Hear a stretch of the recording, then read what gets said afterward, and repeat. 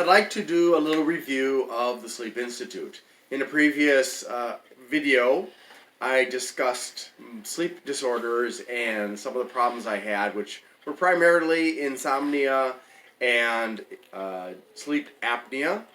And I ended up being sent by my doctor in Wisconsin while I was on Wisconsin Medicaid to the Sleep Institute to do a sleep study.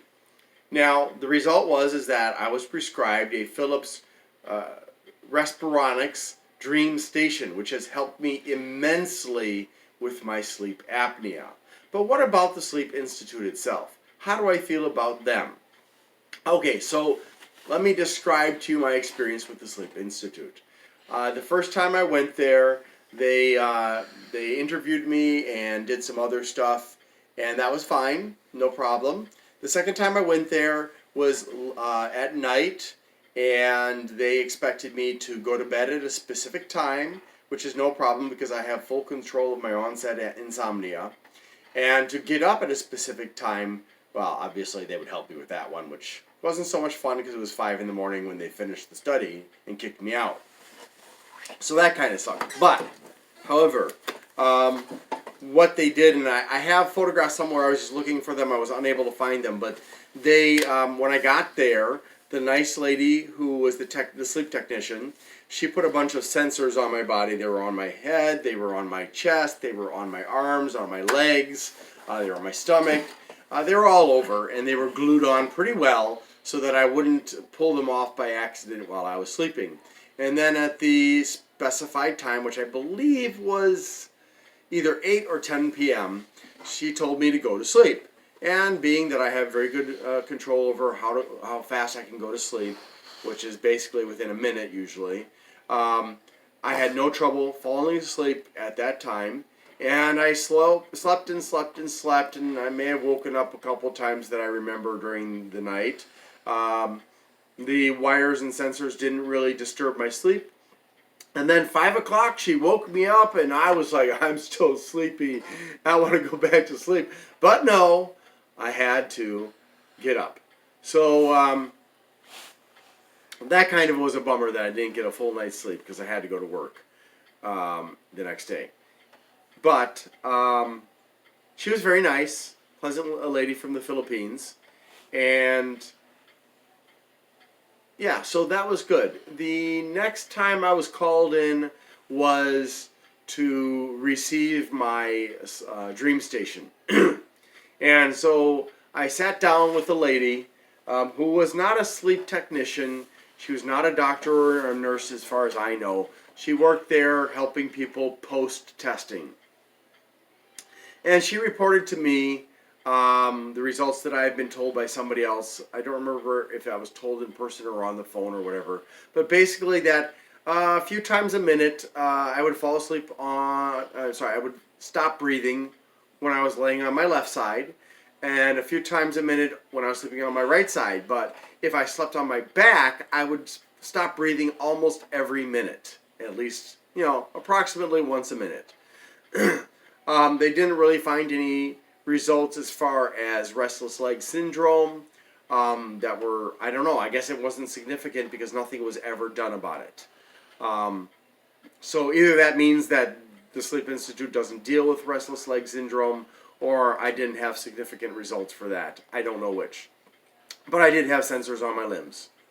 So, anyways, the lady that I met to get fitted for the machine, she explained how the machine worked to me.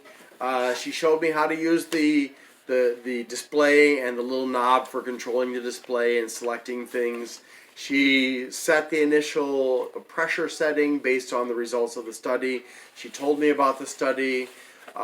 We discussed which mask to use because the default mask is a nose mask, which is very small and it just fits over your nose. But after reviewing the data from my study, it was apparent that I sometimes breathe through my nose and sometimes breathe through my mouth, and therefore it was critical that I have a mask that covers both, which is what I chose. Then the next step was she helped me to strap it on. Now, I'll tell you what, she said you have to strap it on really tight, and she strapped it on really tightly. Now, I had facial hair like I do now. I usually have facial hair because I'm lazy about shaving every single day. But she said, well, we're going to strap it on really good so that you don't have any problems with leakage. And the machine can sense leakage, and it adjusts the pressure and stuff like that. But too much pressure can cause even more leakage. Well, I discovered after sleeping with it for the first few nights that she had tightened up the straps too much. Now, there are different straps on the mask, and I have my mask with me, but so here's my mask. I've disconnected it from the tube, and if you look here, it fits on your head pretty comfortably if you've adjusted the straps correctly. Goes like this, like that. Very easy to remove. In an emergency, you can actually remove it without unsnapping the hooks. So if you look at it, you can see that there is a strap over the head, and you can adjust that to pull these sides away from your ears because they are a bit sharp here, and that can irritate your ears. So if you find that that's happening, you can either just put it on and then just move it away from your ears, or you can just tighten up this strap a little bit. So just like this, it's Velcro. Just pull it and adjust it and reattach it. It's fairly simple to use. And voila, you've got a new degree of pressure. And this is definitely more comfortable. This is more comfortable because it's no longer getting close to my ears like it was before. So that's great. Also, on each side, there is a strap that you can adjust as well to determine how firmly it's going to be placed on your face. It's important not to have it too loose because it will leak around the silicone. It's also important not to have it too tight for the reason that then it's going to hurt and it's going to disturb your sleep like it did when mine was too tight.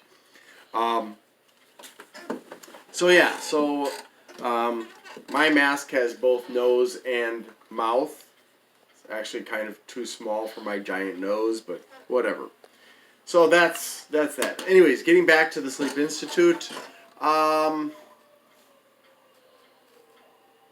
guess that was my first point of minor discontent, was that the technician who helped me to choose the mask and stuff tightened it up too much. But she couldn't know because she wasn't wearing it. I ended up having to shave around here routinely to prevent leakage because when I loosened it up, it just wouldn't hold a seal. The other point of discontent is they provide you with a canister of wipes for the mask that you're supposed to use daily to keep it clean. And they said these are special. They're not like what you get in the store. They're safe to use with the mask.